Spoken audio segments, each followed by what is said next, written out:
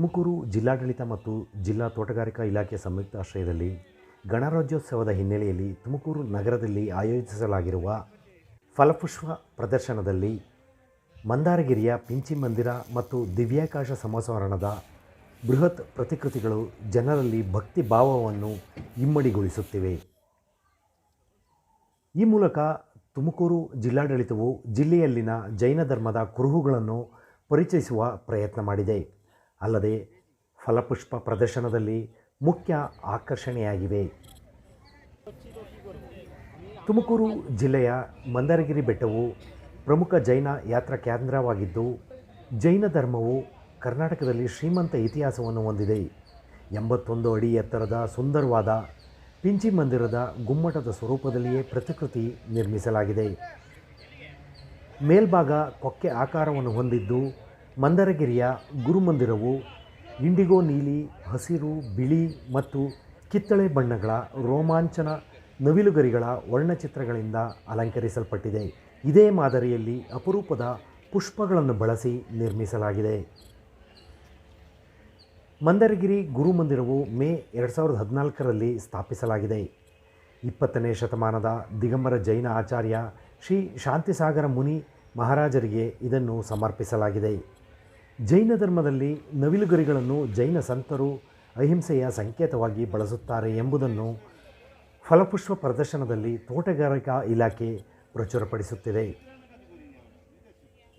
ಫಲಪುಷ್ಪ ಪ್ರದರ್ಶನದ ಮುಖ್ಯ ಆಕರ್ಷಣೆಯಾಗಿ ಮಂದಾರಗಿರಿಯ ಪಿಂಚಿ ಗುರುಮಂದಿರ ಒಂದೆಡೆಯಾದರೆ, ಮತ್ತೊಂದೆಡೆ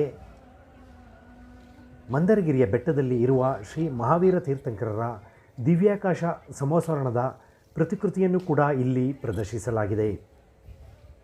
ಮಹಾವೀರ ತೀರ್ಥಂಕರರ ಸಮಸರಣದ ಮಹತ್ವವನ್ನು ಇಲ್ಲಿ ಪರಿಚಯಿಸಲಾಗಿದೆ. ಸಮಸರಣದ ಮಹತ್ವ ಮತ್ತು ಜಿನಮಂದಿರ ಹಾಗೂ ಜಿನಧರ್ಮ ಪರಂಪರೆಯನ್ನು ಜನರಿಗೆ ಇಲ್ಲಿ ಪರಿಚಯಿಸುವ ಪ್ರಯತ್ನ ಮಾಡಲಾಗಿದೆ. ಈ ಮೂಲಕ ಫಲಪುಷ್ಪ ಪ್ರದರ್ಶನದಲ್ಲಿ ತುಮಕೂರು ಜಿಲ್ಲೆಯಲ್ಲಿ ಜೈನ ಧರ್ಮದ ವಿಶಾಲ ಪರಂಪರೆಯನ್ನು ಅನಾವರಣಗೊಳಿಸಲಾಗಿದೆ ಎಂದೇ ಹೇಳಬಹುದಾಗಿದೆ.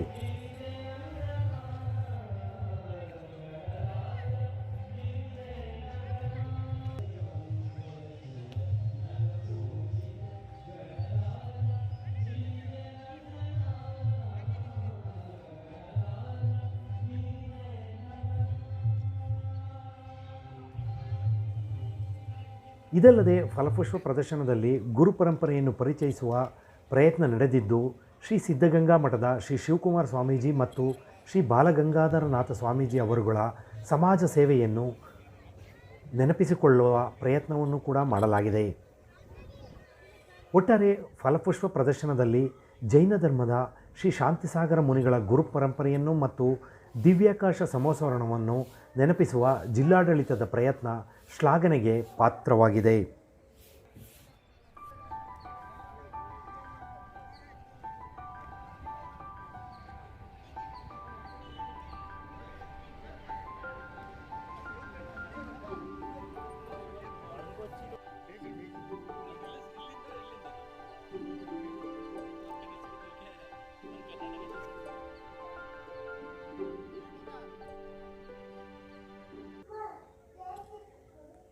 ಬ್ಯೂರೋ ರಿಪೋರ್ಟ್, ಚಂದ್ರಪ್ರಭಾ ಸುದ್ದಿ ಸಂಪದ.